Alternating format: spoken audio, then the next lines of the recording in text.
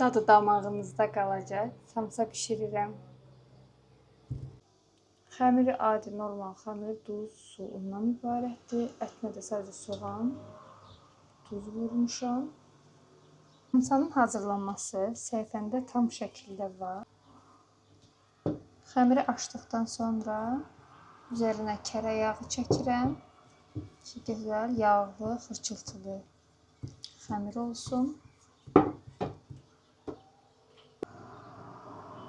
Yağladıqdan sonra rulon halına gətirir. Sonra bu şəkil qoyub belə basıram.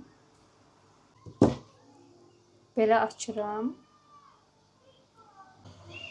Qiyməni içinə əlavə edirəm. Və bu şəkil qatlayıram.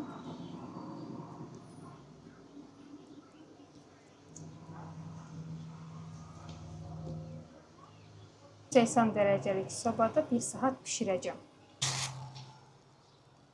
Hazırdır.